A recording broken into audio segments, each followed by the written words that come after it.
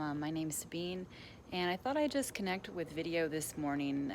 I know a lot of you have been seeing some of my posts about heart rate variability and coaching, and I wanted to just explain what I've been talking about a little bit.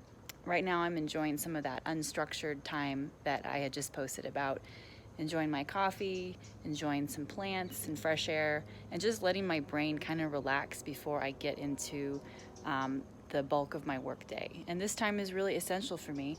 And although I don't have to quantify everything, I do think it is valuable to see that simple habits like this that just feel good are actually quantifiably good for your nervous system. So when I talk about heart rate variability, I'm really talking about essentially a non-invasive way to measure the activity of your autonomic nervous system. And if you're not familiar with what that is, it's essentially the master switchboard of your body. And you don't have to think about it. It just kind of runs all your organ functions, which is great that you don't have to think about that. However, you can influence it with your habits and with your breathing, and also with some things like cold exposure and some other hacks that I'll talk about as we go along. But essentially, heart rate variability is a measurement of the net input to the heart from both the vagus nerve, which is a parasympathetic nerve, and some sympathetic nerves. And so all of those nerve endings basically send in their input to the heart, and the net result is either you're in that parasympathetic side of things or you're shifted towards the more sympathetic, more sort of short-term stress-oriented side of things. And we need both. They're both essential for survival. They both keep us alive. But that sympathetic side, I think, is a little bit overactivated in the average person. In the case of exercise, you really want that to be activated. But when we're talking about just our day-to-day life, like right now, I'm purposefully trying to be in that slower parasympathetic side, associated with slower heart rate, slower breathing rate, lower blood pressure.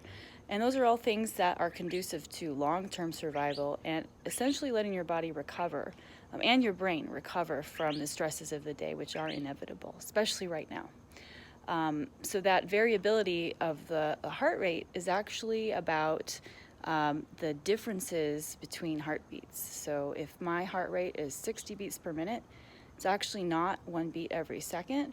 It's actually more like 0.8 seconds, 1.1 seconds, 0.9 seconds, and so on. So there is an inherent variability that comes from those multiple inputs, those multiple nerve inputs to the heart.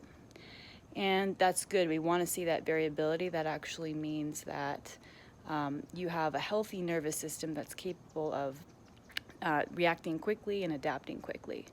So that's a good thing. And when we have higher HRV, that's generally associated with more of that parasympathetic activity. And it's also associated with lower resting heart rate, just raw heart rate, which is a good thing.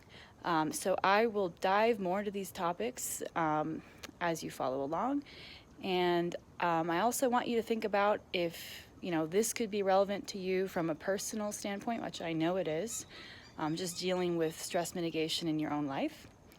But also, if you have a business, you're a forward-thinking company that really values employee wellness, then it might be worth thinking about some strategies for making that technology more accessible to your coworkers, to your team, so that they can start to monitor these things for themselves.